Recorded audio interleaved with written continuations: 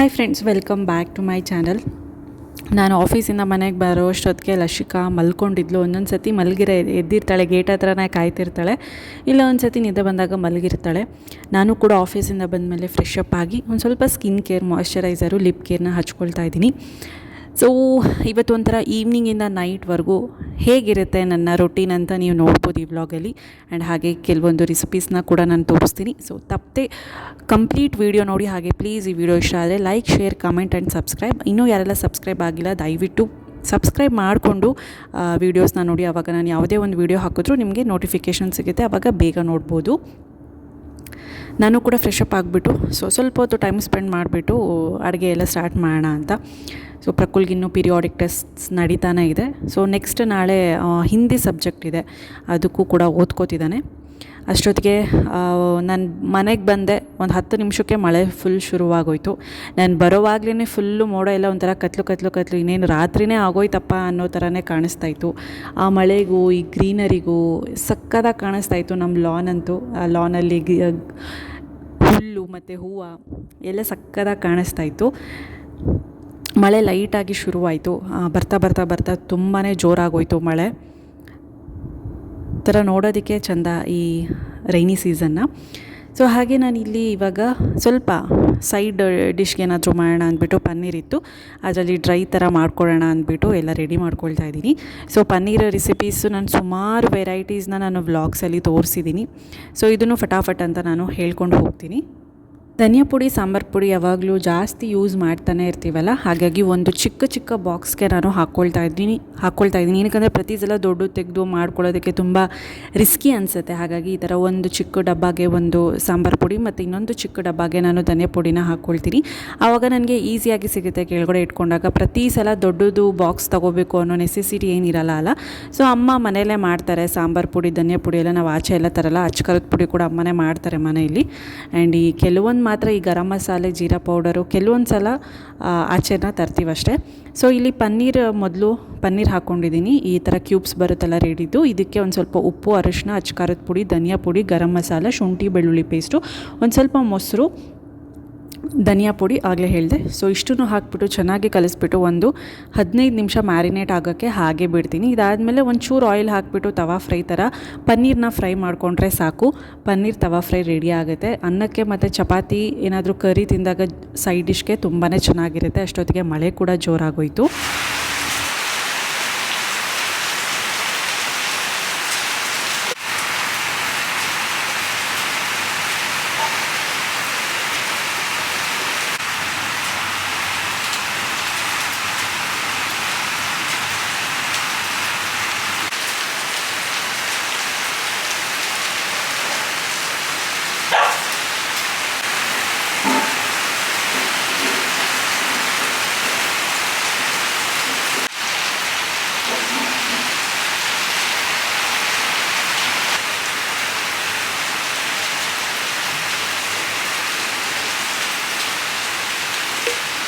ರಾತ್ರಿ ಅಡುಗೆಗೆ ಚಪಾತಿ ಮತ್ತು ಪನ್ನೀರ್ ಫ್ರೈ ಮಾಡ್ತಾಯಿದ್ದೀನಿ. ಇದ್ರ ಜೊತೆಗೆ ಮೆಂತ್ಯ ಸೊಪ್ಪು, ದಾಲ್ ಹಾಕಿಬಿಟ್ಟು ಮಾಡ್ತಾಯಿದ್ದೀನಿ. ಸಕ್ಕತ್ತಾಗಿರುತ್ತೆ ಚಪಾತಿಗೆ ಮತ್ತು ರೈಸ್ಗೂ ಕೂಡ ಅಷ್ಟೇ ತುಂಬ ಚೆನ್ನಾಗಿರುತ್ತೆ. ರೋಟಿ, ಪರೋಟ, ದೋಸೆಗೂ ಕೂಡ ತುಂಬ ಚೆನ್ನಾಗಿರುತ್ತೆ. ಅಡುಗೆ ಮಾಡ್ಕೊಳ್ತಾ ನಾನು ಪ್ರಕುಲ್ನೂ ಕೂಡ ಓದಿಸ್ತಾ ಇದ್ದೆ. ಹಿಂದಿ ನೆಕ್ಸ್ಟ್ ಟೆಸ್ಟ್ ಇದೆ ಅಂತ ಹೇಳಿದ್ನಲ್ಲ, ಅದು ಬಾರಕ್ಕಡಿ ಅಂದರೆ ಕಾಗುಣಿತ, ವರ್ಣಮಾಲ ಎಲ್ಲ ಬರಿತಾ ಇದ್ದೆ. ಸೊ ಅದ್ರ ಜೊತೆಗೆ ಕೆಲವೊಂದು ವರ್ಡಿಂಗ್ಸ್ ಎಲ್ಲನೂ ಇರುತ್ತೆ. ಸೊ ಅದನ್ನೆಲ್ಲ ಕೂತ್ಕೊಂಡು ನಾನು ಅಲ್ಲೇ ಬರೆಸ್ತಾ ಇದ್ದೆ. ಅಟ್ ಎ ಟೈಮ್ ಎರಡು ಕೂಡ ಒಟ್ಟಿಗೆ ಕೆಲಸ ಆಗುತ್ತೆ ಅಂತ.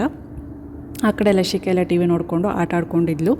ಸೊ ಇಲ್ಲಿ ನಾನು ಅಡುಗೆ ಬೇಗ ಮುಗಿಸ್ಕೊಳ್ಳೋಣ ಅಂದ್ಬಿಟ್ಟು ಮೊದಲು ಚಪಾತಿ ಹಿಟ್ಟೆಲ್ಲ ಕಲಸಿಟ್ಟು ಇಟ್ಟಿದ್ದೀನಿ. ಇವಾಗ ಚೆನ್ನಾಗಿ ಮೆಂತ್ಯ ಸೊಪ್ಪನ್ನೆಲ್ಲ ವಾಶ್ ಮಾಡ್ಕೋತಾ ಇದ್ದೀನಿ. ಸೊ ಮೆಂತ್ಯ ಸೊಪ್ಪು ಯಾವುದೇ ಒಂದು ಸೊಪ್ಪು ತಿಂದಷ್ಟು ನಮ್ಮ ಹೆಲ್ತ್ ತುಂಬಾ ಚೆನ್ನಾಗಿರುತ್ತೆ. ಆ್ಯಂಡ್ ಅಷ್ಟೊತ್ತಿಗೆ ಲಶಿಕಾ ಮಲ್ಕೊಂಡಿದ್ಲಲ್ಲ, ನಾನು ಆಗಲೇ ಟಿ ವಿ ನೋಡ್ತಿದ್ದಾಳೆ ಅಂತ ಹೇಳಿದೆ, ಬರ್ತೋಗ್ಬಿಟ್ಟು.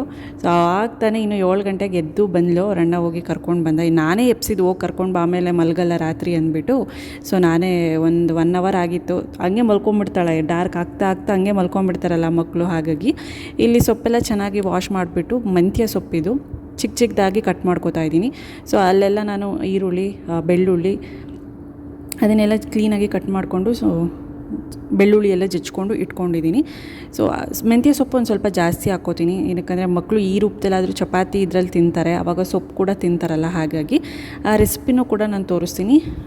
ಬೇಳೆನ ಒಂದು ಸ್ವಲ್ಪ ನಾನು ಆಗಲೇ ಕುದಿಸಿ ಚೆನ್ನಾಗಿ ಒಂದು ಸ್ವಲ್ಪ ಮಸ್ತ್ಕೊಂಡಿದ್ದೀನಿ, ಒಂದು ರಫ್ಲಿ ಮಸ್ಕೊಂಡಿದ್ದೀನಿ. ಸೊ ಇವಾಗ ಒಂದು ಕಡಾಯಿಗೆ ನಾನು ಆಯಿಲ್ನ ಹಾಕ್ಕೊಳ್ತಾ ಇದ್ದೀನಿ. ಇದಕ್ಕೆ ಮೊದಲು ನಾನು ಸಾಸಿವೆ ಜೀರಿಗೆನ ಹಾಕ್ಕೊಳ್ತೀನಿ. ತುಂಬಾ ಈಸಿ ಆ್ಯಂಡ್ ಬೇಗನೆ ಆಗೋಗುತ್ತೆ ಆ್ಯಂಡ್ ಟೇಸ್ಟ್ ಕೂಡ ಅಷ್ಟೇ ತುಂಬ ಚೆನ್ನಾಗಿರುತ್ತೆ. ಸೊ ಸಾಸಿವೆ ಜೀರಿಗೆ ಹಾಕ್ಕೊಂಡ್ಮೇಲೆ ನಾನು ಬೆಳ್ಳುಳ್ಳಿ ಜಜ್ಕೊಂಡಿರೋದು, ಆಮೇಲೆ ಈರುಳ್ಳಿ, ಒಣಮೆಣ್ಸಿನ್ಕಾಯಿ ಮತ್ತು ಕರಿಬೇವಿನ ಸೊಪ್ಪನ್ನ ಹಾಕ್ಕೊಳ್ತಾ ಇದ್ದೀನಿ. ಇಷ್ಟನ್ನು ಹಾಕಿಬಿಟ್ಟು ಚೆನ್ನಾಗಿ ಫ್ರೈ ಮಾಡ್ಕೋಬೇಕು. ಈರುಳ್ಳಿ ಎಲ್ಲ ಚೆನ್ನಾಗಿ ಟ್ರಾನ್ಸ್ಪರೆಂಟ್ ಆಗೋವರೆಗೂ ಫ್ರೈ ಮಾಡಿಕೊಂಡ್ರೆ ಟೇಸ್ಟ್ ತುಂಬಾ ಚೆನ್ನಾಗಿರುತ್ತೆ. ಒಂದು ಸತಿ ಟ್ರೈ ಮಾಡಿ ನೋಡಿ. ಆ್ಯಂಡ್ ಯಾರಾದರೂ ನನ್ನ ರೆಸಿಪೀಸ್ನ ಟ್ರೈ ಮಾಡ್ತಿದ್ರೆ ಪ್ಲೀಸ್ ತಿಳಿಸಿ, ಆಗ ನನಗೂ ನೋಡಿ ಖುಷಿಯಾಗುತ್ತೆ. ಆ್ಯಂಡ್ ರೆಸಿಪೀಸ್ ಕೂಡ ಇಷ್ಟ ಆಗ್ತಿದ್ರೆ ಅದಕ್ಕೂ ಕೂಡ ಕಮೆಂಟ್ ಸೆಕ್ಷನಲ್ಲಿ ತಿಳಿಸಿ, ಇಷ್ಟ ಆಗ್ತಿದೆಯಾ ಇಲ್ವಾ ಅಂತ. ಅದನ್ನು ಕೂಡ ನೋಡಿ ನಾನು ಖುಷಿ ಪಡ್ತೀನಿ. ಈಗ ಒಂದು ಸ್ವಲ್ಪ ರುಚಿಗೆ ತಕ್ಕಷ್ಟು ಉಪ್ಪನ್ನ ಹಾಕ್ಕೊಳ್ತಾ ಇದ್ದೀನಿ. ನೋಡಿಕೊಂಡು ಹಾಕ್ಕೊಳ್ಳಿ, ಏನಕ್ಕಂದರೆ ಮೆಂತ್ಯ ಸೊಪ್ಪು ಬಳಸ್ತಾ ಇರೋದ್ರಿಂದ ಉಪ್ಪು ಜಾಸ್ತಿ ಹಾಕಿಬಿಟ್ರೆ ಉಪ್ಪು ತುಂಬಾ ಜಾಸ್ತಿ ಆಗಿಬಿಡುತ್ತೆ. ಇವಾಗ ಒಂದು ಸ್ವಲ್ಪ 1.5 ಸ್ಪೂನಷ್ಟು ನಾನು ಧನಿಯಾ ಪುಡಿನ ಹಾಕ್ಕೊಳ್ತಾ ಇದ್ದೀನಿ. ಧನಿಯಾ ಪುಡಿ ಹಾಕಿಬಿಟ್ಟು ಅದರ ಹಸಿ ವಾಸನೆ ಎಲ್ಲ ಹೋಗೋವರೆಗೂ ಚೆನ್ನಾಗಿ ಮಿಕ್ಸ್ ಮಾಡ್ಕೊಳ್ಬೇಕು. ಸೊ ತುಂಬಾ ಸಿಂಪಲ್, ಮೈಲ್ಡಾಗಿರುತ್ತೆ. ಮಸಾಲೆಸ್ ಎಲ್ಲ ಜಾಸ್ತಿ ಯೂಸ್ ಮಾಡಲ್ಲ, ಮೈಲ್ಡಾಗಿ ಚಪಾತಿಗೆ ಈ ಮಳೆ ಚಳಿಗೆ ತುಂಬಾ ಚೆನ್ನಾಗಿರುತ್ತೆ. ಇವಾಗ ಒಂದು ಹಣ್ಣಾಗಿರೋ ಟೊಮೆಟೊನ ಚಿಕ್ಕ ಚಿಕ್ಕದಾಗಿ ಕಟ್ ಮಾಡಿಕೊಂಡು ಹಾಕ್ಕೊಳ್ತಾ ಇದ್ದೀನಿ. ಟೊಮೆಟೊಸು ಕೂಡ ಅಷ್ಟೇ ಫುಲ್ ಫ್ರೈ ಆಗಬೇಕು ಅಂತ ಏನಿಲ್ಲ, ಒಂದು ಸ್ವಲ್ಪ ಹೊತ್ತು ಫ್ರೈ ಮಾಡಿಬಿಟ್ಟು ಮೆಂತ್ಯ ಸೊಪ್ಪನ್ನ ಹಾಕಿಬಿಟ್ರೆ ಅದ್ರ ಜೊತೆಗೇ ಫ್ರೈ ಆಗಿಬಿಡುತ್ತೆ. ಪೂರ್ತಿ ಫ್ರೈ ಮಾಡ್ಕೋಬೇಕು ಅಂತ ಏನು ನೆಸೆಸಿಟಿ ಏನಿಲ್ಲ. ಇವಾಗ ಇದಕ್ಕೆ ಮೆಂತ್ಯ ಸೊಪ್ಪನ್ನ ಹಾಕ್ಕೊಳ್ತಾ ಇದ್ದೀನಿ. ಮೇಕ್ ಶ್ಯೂರ್ 2-3 ಸಲ ವಾಶ್ ಮಾಡಬೇಕು ಚೆನ್ನಾಗಿ. ಯಾವುದೇ ಒಂದು ಸೊಪ್ಪು ತೊಗೊಂಡ್ರು ಚೆನ್ನಾಗಿ ವಾಶ್ ಮಾಡಿಬಿಟ್ಟು ಚಿಕ್ಕದಾಗಿ ಕಟ್ ಮಾಡಿಕೊಂಡು ಹಾಕ್ಕೊಳ್ತಾ ಇದ್ದೀನಿ. ಸೊ ಮೆಂತ್ಯ ಸೊಪ್ಪು ಇವಾಗ ಇಷ್ಟು ಕಾಣಿಸ್ತಿದೆಯಾ, ಫ್ರೈ ಆದಮೇಲೆ ಇಷ್ಟು ಕಾಣಿಸುತ್ತೆ. ಸೊ ಹಾಗಾಗಿ ಜಾಸ್ತಿ ಕ್ವಾಂಟಿಟಿಲೇ ತೊಗೋಬೇಕು. ಇಷ್ಟು ತೊಗೊಂಡ್ರೆ ಎಂದಕ್ಕೂ ಸಾಕಾಗಲ್ಲ. ಇವಾಗ ಅದರಲ್ಲಿ ಏನು ಕಹಿ ವಾಸನೆ ಇದೆ ಮೆಂತ್ಯ ಸೊಪ್ಪಲ್ಲಿ ಅದೆಲ್ಲ ಪೂರ್ತಿ ಹೋಗಬೇಕು. ಒಂಥರ ಒಗ್ರು ಟೇಸ್ಟ್ ಇರುತ್ತಲ್ಲ, ಅದೆಲ್ಲ ಹೋಗೋವರೆಗೂ ಚೆನ್ನಾಗಿ ಎಣ್ಣೆಯಲ್ಲಿ ಫ್ರೈ ಮಾಡ್ಕೋಬೇಕಾಗತ್ತೆ. ಟೈಮ್ ಹಿಡಿಯುತ್ತೆ, ಒಂದು 5-7 ನಿಮಿಷ ಟೈಮ್ ಹಿಡಿಯುತ್ತೆ ಮೀಡಿಯಮ್ ಫ್ಲೇಮಲ್ಲಿ. ಸೊ ಅದ್ರ ಪಾಡಿಗೆ ಅದು ಆಗ್ತಾ ಇರುತ್ತೆ. ಸೊ ಈ ಟೈಮಲ್ಲಿ ನಾನು ಈ ಥರ ಫ್ರೈ ಆಗೋ ಟೈಮಲ್ಲಿ ಬೇರೆ ಕೆಲಸ ಏನಾದರೂ ಕಿಚನಲ್ಲಿ ಉಳಿದಿದ್ರೆ ಮಾಡ್ಕೋತೀನಿ. ಪಾತ್ರೆ ಜೋಡಿಸೋದು ಇಲ್ಲ ಬೇರೆ ಏನಾದರೂ ಕೆಲಸ ಇದ್ದರೆ ಅವ್ನಿಗೆ ಓದಿಸೋದು, ಈ ಟೈಮಲ್ಲಿ ಅವನ್ನೆಲ್ಲ ನಾನು ರಿಕವರ್ ಮಾಡ್ಕೋತೀನಿ. ಜೊತೆಗೇ ಎರಡೂ ಕೂಡ ಕೆಲಸ ಆಗೋಗುತ್ತೆ ಅಂತ. ಇದಕ್ಕೆ ಒಂದು ಸ್ವಲ್ಪ ನಾನು ಅರಿಶಿನ ಕೂಡ ಹಾಕ್ಕೊಳ್ತಾ ಇದ್ದೀನಿ. ಅರಿಶಿನ ಹಾಕಿಬಿಟ್ಟು ಚೆನ್ನಾಗಿ ಬಾಡಿಸ್ಕೋಬೇಕು. ತುಂಬಾ ಚೆನ್ನಾಗಿರುತ್ತೆ, ಏನಕ್ಕಂದರೆ ನಾವು ದಾಲ್ ಹಾಕಿ ಮಾಡ್ತೀವಲ್ಲ, ದಾಲ್ ಯಾವುದಕ್ಕೆ ಒಂದು ಹಾಕಿದ್ರೂ ಅದು ಟೇಸ್ಟ್ ಎನ್ಹ್ಯಾನ್ಸೇ ಮಾಡೋದು ದಾಲ್. ಸೊ ಚೆನ್ನಾಗಿ ಫ್ರೈ ಆಗಬೇಕು ಮೆಂತ್ಯ ಸೊಪ್ಪೆಲ್ಲ. ನೋಡಿ ಚೆನ್ನಾಗಿ ಫ್ರೈ, ನೋಡಿ ಅಷ್ಟಿರೋ ಸೊಪ್ಪು ಬರೀ ಇಷ್ಟೇ ಆಗೋಯ್ತು ಕೇವಲ. ಸೊ ಹಾಗಾಗಿ ಹೇಳಿದ್ದು. ಇವಾಗ ನಾನು ಬೇಳೆನ ಕುದಿಸ್ಕೊಂಡಿದ್ನಲ್ಲ, ಈ ರೀತಿ ಚೂರು ಒಂದು 60% ಸ್ಮ್ಯಾಶ್ ಮಾಡಿಬಿಟ್ಟು ಚೆನ್ನಾಗಿ ಇವಾಗ ಹಾಕ್ಕೊಳ್ತಾ ಇದ್ದೀನಿ. ಬೇಕು ಅಂದರೆ ಇನ್ನೊಂದು ಚೂರು ನೀರು ಹಾಕ್ಕೋಬೋದು, ಏನಕ್ಕಂದರೆ ಗಟ್ಟಿ ಆಗುತ್ತಲ್ಲ ಬೇಳೆ, ಅದಕ್ಕೆ ಒಂಚೂರು ನೀರು ಹಾಕ್ಕೊಂಡ್ರೆ ಸಾಕಾಗುತ್ತೆ. ಸೊ ಬೇಳೆ ಹಾಕಿದ್ಮೇಲೆ ಉಪ್ಪು ಖಾರ ನೀವೆಲ್ಲ ಚೆಕ್ ಮಾಡ್ಬೋದು. ಖಾರ ಬೇಕಿದ್ರೆ ಒಂದು ಸ್ವಲ್ಪ ಅಚ್ಕಾರದ ಪುಡಿ ಹಾಕ್ಕೋಬೋದು. ನಾನೇನು ಹಾಕ್ಕೊಂಡಿಲ್ಲ ಅಚ್ಕಾರದ ಪುಡಿ ಎಲ್ಲ, ಸಾಕು ನನಗೆ ಮೈಲ್ಡಾಗಿರಲಿ ಅಂತ. ಬೇಕು ಅಂದರೆ ನಿಮಗೆ ಖಾರ ಬೇಕು ಅಂದರೆ ಹಾಕ್ಕೋಬೋದು, ಹಾಗೆ ಉಪ್ಪು ಕೂಡ ಅಡ್ಜಸ್ಟ್ ಮಾಡ್ಕೋಬೋದು. ಸೊ ಒಂದು ಕಡೆ ನಾನು ಆ ಕಡೆಗಿಟ್ಟೆ. ಇವಾಗ ಒಂದು ನಾನ್ ಸ್ಟಿಕ್ ಕಡಾಯಿ ತೊಗೊಂಡಿದ್ದೀನಿ. ಒಂಚೂರು ಕೊಬ್ಬರಿ ಎಣ್ಣೆ ಹಾಕಿಬಿಟ್ಟು ತವಾ ಫ್ರೈ ಥರ ನಾನು ಪನ್ನೀರನ್ನ ಪೂರ್ತಿ ಹಾಕಿಬಿಟ್ಟು ಲೋ ಫ್ಲೇಮಲ್ಲಿ ತವಾ ಫ್ರೈ ಮಾಡ್ಕೋತೀನಿ. ಇದು ಒಂದು ಬೇಕು 15-20 ನಿಮಿಷ ಬೇಕಾಗುತ್ತೆ ಟೈಮು ಫ್ರೈ ಆಗೋದಕ್ಕೆ. ಸೊ ಪ್ರತಿಯೊಂದು ಸೈಡು ಕ್ಲೀನಾಗಿ ಫ್ರೈ ಮಾಡಿಕೊಂಡ್ರೆ ಟೇಸ್ಟ್ ಮಾತ್ರ ಅದ್ಭುತ ಅಂತಲೇ ಹೇಳ್ಬೋದು. ಲಸಿಕಾಗಿ ಈ ಥರ ಮಾಡಿಕೊಟ್ರೆ ಎಷ್ಟು ಕೊಟ್ಟರು ತಿಂತಾಳೆ. ಪ್ರಕುಲ್ಗೂ ಕೂಡ ಇಷ್ಟ ಆಗುತ್ತೆ. ಆ್ಯಂಡ್ ಸೈಡ್ಸಿಗೆ ಏನೇ ನಮಗೂ ಒಂದು ಸೈಡ್ಸಿಗೆ ಬೇಕು ಅಂತ ಅನಿಸುತ್ತೆ, ಈ ಥರ ಹೆಲ್ತಿ ಪ್ರೋಟೀನ್ಸ್ ಈ ಥರ ಅದು ತವಾ ಫ್ರೈ ಅಲ್ವಾ, ಡೀಪ್ ಫ್ರೈ ಕೂಡ ಅಲ್ಲ. ಆ್ಯಂಡ್ ಹೆಲ್ತು ಕೂಡ ಒಳ್ಳೆಯದು ತುಂಬಾ. ಸೊ ಇದೊಂದು 15-20 ನಿಮಿಷ ಬೇಕಾಗುತ್ತೆ ಫುಲ್ ಕ್ಲೀನಾಗಿ ಬೇಯೋಷ್ಟೊತ್ತಿಗೆ. ಈ ಕಡೆ ಮೆಂತ್ಯ ದಾಲ್ ಕರಿ ಏನಿದೆ ಅದು ಕೂಡ ಆಗ್ತಿದೆ. ಸೊ ಅಷ್ಟೊತ್ತಿಗೆ ನಾನು ಪಾತ್ರೆ ಎಲ್ಲ ಜೋಡಿಸ್ಕೊಳ್ಳೋದು ಆ ಥರದ್ದು ಏನಾದರೂ ಇದ್ದರೆ, ಸ್ವಲ್ಪ ಪಾತ್ರೆ ಎಲ್ಲ ಸುಮಾರಾಗಿತ್ತು. ಬೆಳಗ್ಗೆಯಿಂದ ಅಮ್ಮ ಏನು ಜೋಡಿಸಿರಲಿಲ್ಲ, ಎಲ್ಲ ಹಾಕಿ ತೊಳೆದು ಎಲ್ಲ ಟಬ್ಬಲ್ಲೇ ಇಟ್ಟಿದ್ರು. ಸೊ ಅದು ಪ್ರತಿಯೊಂದು ಬೆಳಗ್ಗೆದು ಮತ್ತು ಮಧ್ಯಾಹ್ನದ್ದು ಎಲ್ಲ ಜೋಡಿಸ್ತಾ ಇದೆ. ಪಾಪ ಅವ್ರದ್ದು ಕೂಡ ತುಂಬಾ ಕೆಲಸ ಇರುತ್ತಲ್ಲ, ದೊಡ್ಡ ಮನೆ ಆಗಿರೋದ್ರಿಂದ. ಸೊ ಹಾಗಾಗಿ ಈ ಥರ ನನಗೆ ಅಡುಗೆ ಮಾಡೋ ಟೈಮಲ್ಲಿ ಮಧ್ಯೆ ಈ ಥರದ್ದು ಏನಾದರೂ ಸಿಕ್ಕಾಗ ಸೊ ಈ ಥರ ಎಕ್ಸ್ಟ್ರಾ ಕೆಲಸಗಳನ್ನು ಕೂಡ ನಾನು ಮಾಡ್ಕೋತಾ ಇರ್ತೀನಿ. ಆ್ಯಂಡ್ ಬೆಳಗ್ಗೆನೇ ನಾನು ನೀರು ಮಜ್ಜಿಗೆ ಎಲ್ಲ ಮಾಡಿಬಿಟ್ಟು ಒಗ್ಗರಣೆ ಕೂಡ ಹಾಕಿರ್ತೀನಿ. ಸೊ ಅದನ್ನು ಫುಲ್ಲು ಊಟ ಎಲ್ಲ ಆದಮೇಲೆ ಒಂದು ಸ್ವಲ್ಪ ಕುಡಿತೀವಿ. ಇಲ್ಲ ಮೊಸರು ಬೇಕು ಅನಿಸಿದ್ರೆ, ಏನಾದರೂ ರೈಸ್ ಏನಾದರೂ ಇದ್ದರೆ ಸೊ ರೈಸ್ಗೆ ಮೊಸರು ಹಾಕ್ಕೊಂಡು ತಿಂತೀವಿ. ಸೊ ಲಶಿಕಾ ಕೂಡ ಅಮ್ಮ ಎತ್ಕೋ ಅಮ್ಮ, ನನಗೆ ಪನ್ನೀರ್ ಇಷ್ಟ, ನನಗೆ ಪನ್ನೀರ್ ನಾನು ನೋಡಬೇಕು, ನಾನು ಮಾಡ್ತೀನಿ ಅಂತ ಇದ್ಲು. ಸೊ ಹಂಗಾಗಿ ಅವಳನ್ನು ಎತ್ಕೊಂಡು ತೋರಿಸ್ತಾ ಇದ್ದೆ, ನೋಡು ಅಂತ. ಅವಳು ಒಂದೊಂದು ಸತಿ ನಾನು ಮಾಡ್ತೀನಿ ಕೊಡು ಅಂತ ಕೇಳ್ತಿರ್ತಾಳೆ. ಹಾಗಾಗಿ ಅವಾಗ ಸುಮ್ಮನೆ ಒಂದು ಸ್ವಲ್ಪ ದೂರ ಕೂರಿಸ್ಬಿಟ್ಟು ಕೊಡ್ತಾಯಿರ್ತೀನಿ. ಅದು ಉಡ್ಡದಲ್ವ, ಅಷ್ಟೊಂದು ಸುಡಲ್ಲ ಅದು. ಸೊ ಹಾಗಾಗಿ ಸುಮ್ಮನೆ ಒಂದು 5 ಸೆಕೆಂಡ್ಸ್ ಹಿಂಗೆ ಮಾಡು ಅಡುಗೆ ಅಂತ ಅವಳಿಗೂ ಕೊಡ್ತೀನಿ. ಅವಳಾಸೆ ಯಾಕೆ ನಿರಾಸೆ ಮಾಡೋದು ಅಂತ. ಸೊ ಆಗಲೇ ಕಾಯ್ತಾ ಇದ್ಲು, ಪನ್ನೀರ್ ಯಾವಾಗ ಆಗುತ್ತೆ, ಕೊಡು ಹಾಗೆ ತಿಂತೀನಿ ಅಂತ ಕೇಳ್ತಾ ಇದ್ಲು. ಅವಳಿಗೆ ಅಷ್ಟು ಡೈರಿ ಪ್ರಾಡಕ್ಟ್ಸ್ ಅಂದರೆ ಲಶಿಕಾಗೆ ತುಂಬಾ ಇಷ್ಟ ಆಗುತ್ತೆ. ಸೊ ಆಲ್ಮೋಸ್ಟ್ ಆಗ್ತಾ ಬಂದಿದೆ ಪನ್ನೀರ್ ಫ್ರೈ, ತವಾ ಫ್ರೈ.